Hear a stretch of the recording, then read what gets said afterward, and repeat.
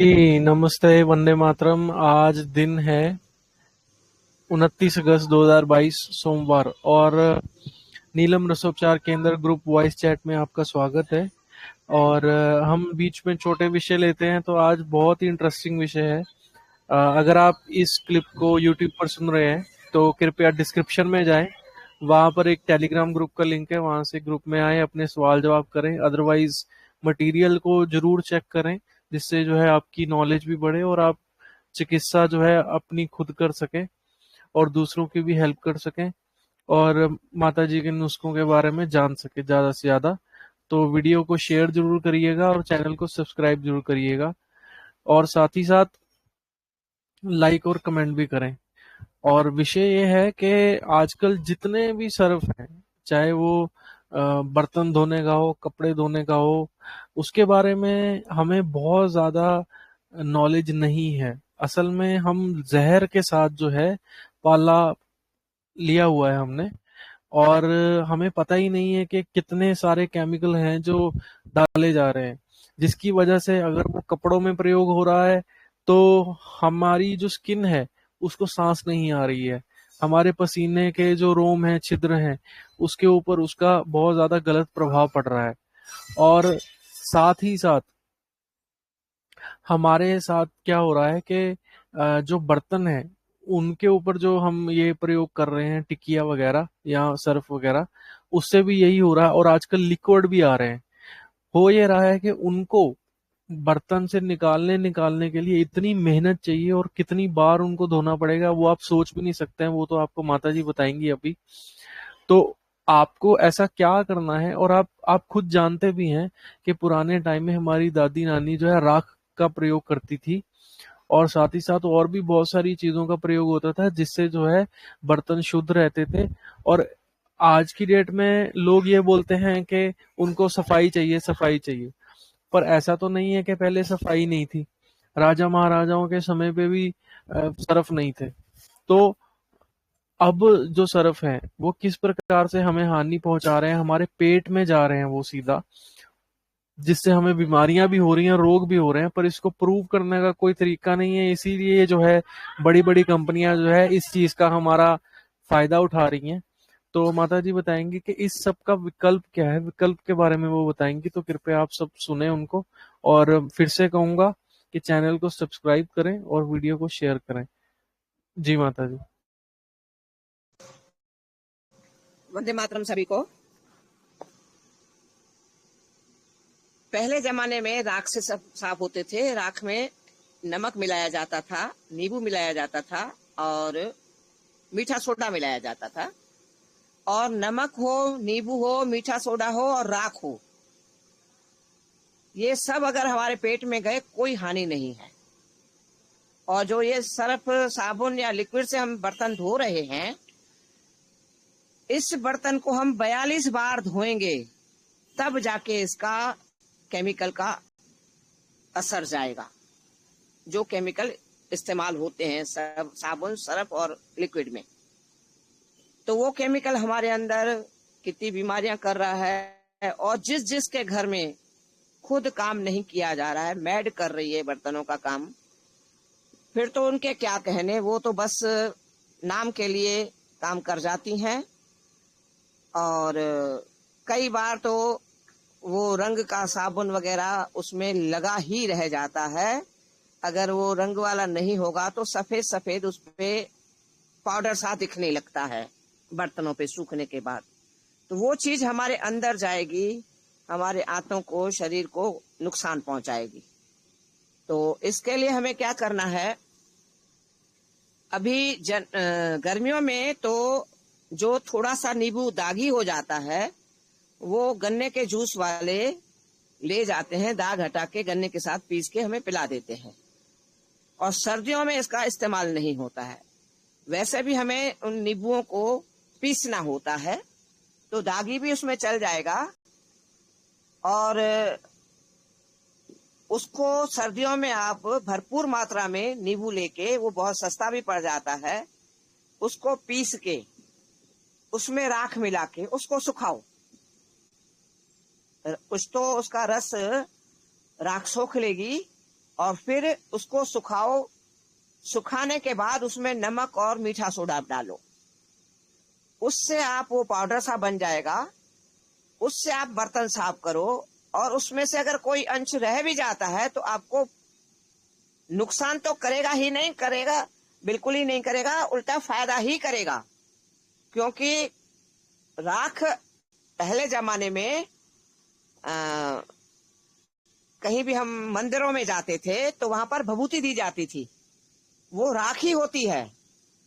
और वो भभूति दी जाती थी, ऊपर से जल पिलाया जाता था, और हमारे कई रोग कट जाते थे उससे।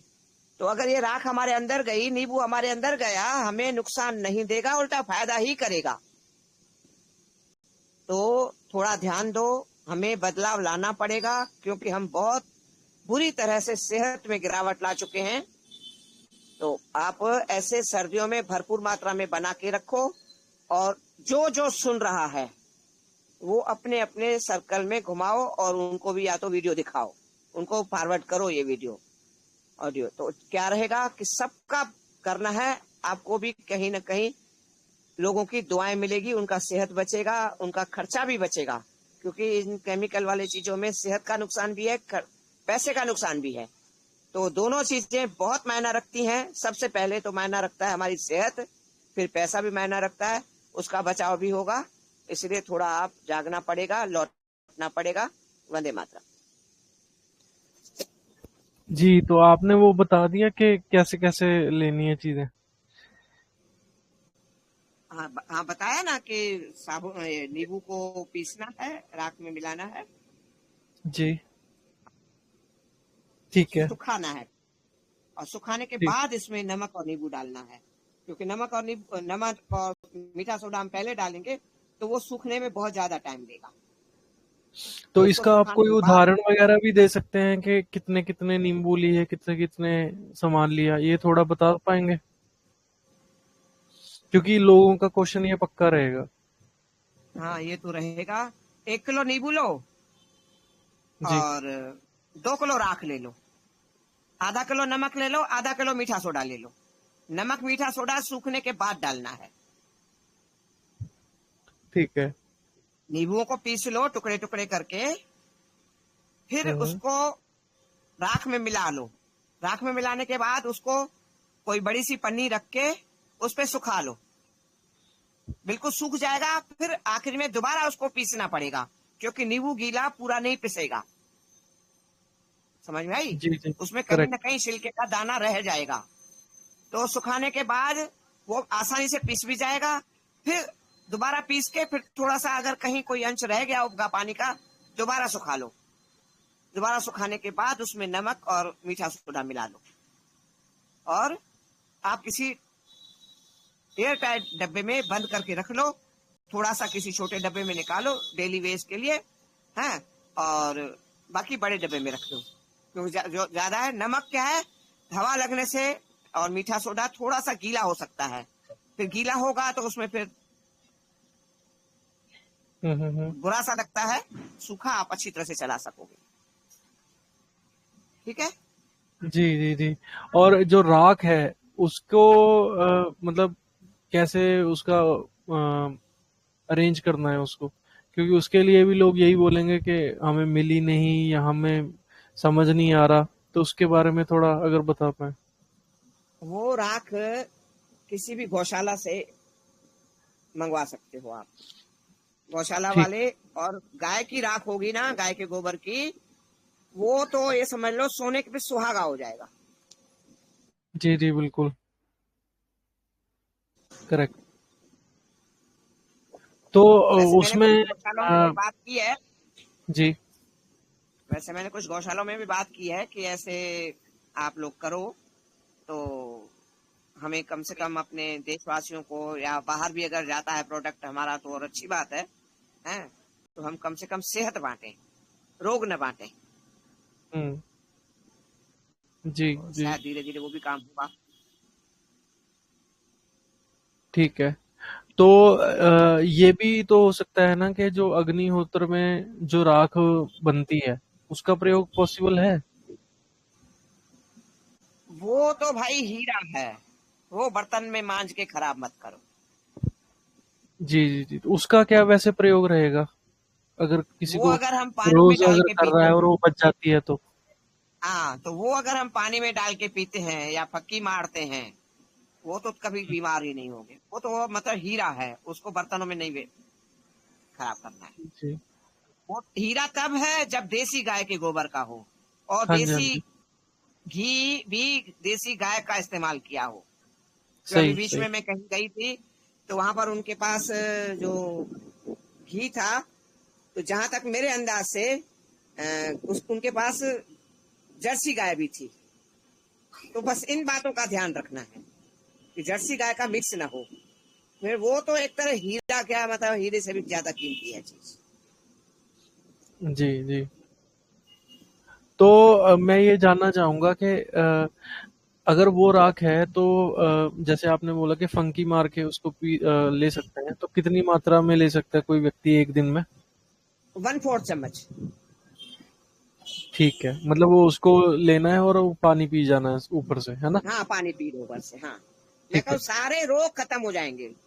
उसमें जो अगर कोई अग्निहोत्र कर रहा है तो बेस्ट यही है कि वो अगर देसी गाय के घी का प्रयोग कर रहा है और जितनी जड़ी बूटी है वो एक अच्छे सोर्स से लेके आ रहा है, प्लस साथ ही साथ अगर देसी गाय के कंडे का प्रयोग कर रहा है, फिर जो राख बन रही है उसको वो फंकी मार के ले सकता है। और दूसरा, उसको पानी में अगर डालने की आप बात कर रहे हैं, जो उसमें बहुत कितना अच्छा पानी है। होना चाहिए? वो फिर 1 चम्मच डाल दो 5 किलो पानी में। ठीक है। सबसे सबसे बेहतर क्या रहेगा उसको कि चलो ठीक है, हाँ, उससे सबसे बेहतर रहेगा कि आप ना नल वाला कोई मटका लो, हाँ जी हाँ जी। या नल वाला तांबे का बर्तन लो। जी वो क्या है, राख नीचे पड़ी रहेगी, अपना असर छोड़ देगी। राख क्या हम किसी से पानी भरेंगे, जो पानी के हैंडल वाले लोटी होती है, उससे हम भरेंगे तो वो राख हिलेगी। और लोगों को देखो, राख अंदर जाएगी, फायदा करेगी। मगर जो लोगों के आज दिमाग में है, हम राख क्यों लें, है तो फिर नल वाला मटका लो या नल वाला तांबे का बर्तन लो। और कोई बर्तन नहीं होना चाहिए, स्टील या इस एल्युमिनियम का नहीं होना चाहिए। तो उसमें तो वो रखोगे जो ना तो राख राख होती अपने, है वो हाँ, हिलती है जब टूटी खुलती है ना, तो कई बार ऐसा होता है कि वो हिलती है राख, तो वो ग्लास में आ जाती है, ऐसा भी होता है, तो तो उसके लिए देखो बेटा, पोटली हाँ, बनानी पड़ेगी। पोटली, हाँ, पोटली बनाओ। जी जी, कपड़े की पोटली हाँ, बना के उसको जो है सफेद तीन चार कपड़े की। लेयर की। और हाँ, सबसे बड़ी बात ये भी ध्यान देना है, आज सूती कपड़ा बीटी कॉटन का आ रहा है, वो नहीं होना चाहिए। सूती माना प्योर सूती होना चाहिए। जी जी। इन बातों बिल्कुल का भी बहुत हमारे साथ जो खेल किए गए हैं ना, वहां हमें हर पॉइंट पे अलर्ट रहना है। बिल्कुल बिल्कुल। बीटी तो कॉटन इसमें मैं अभी यही बीच है में कि लेके यहाँ आई। तो 3 लेयर, 3 लेयर चलेगी या 7 लेयर, आपके हिसाब से क्या कहते हैं?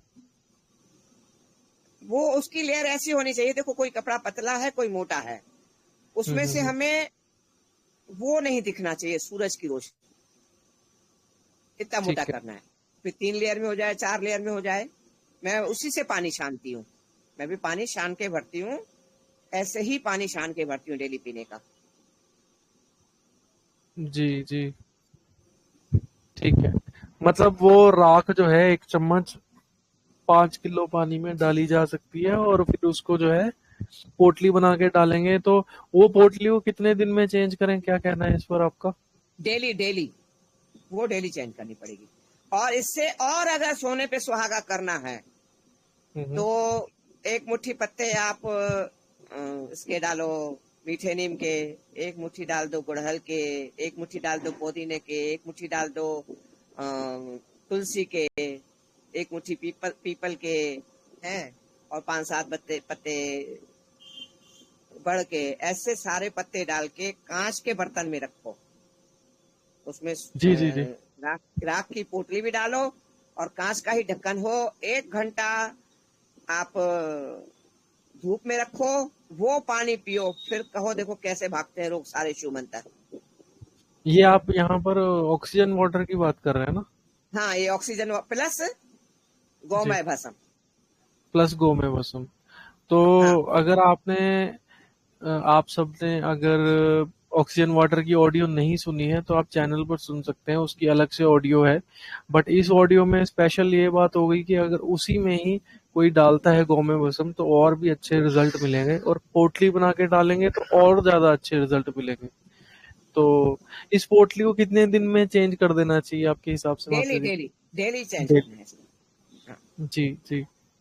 तो ये तो बहुत ही अच्छा है। और सच ये है कि बहुत सारे लोग आज भी अग्निहोत्र करते हैं, तो उनके लिए तो बहुत ही सुनहरा मौका है और ज्यादा अपने स्वास्थ्य को, अपने परिवार को आरोग्य देने का।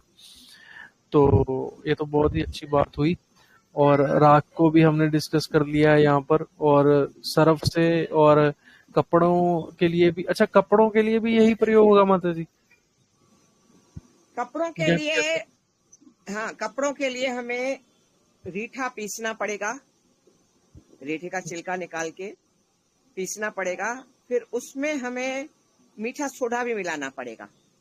पर ठीक है। जब हम रीठा अगर पूरा पिसा हुआ है, पहले का जमाने में क्या किया जाता, रीठे को छिलका ही भिगोया जाता था।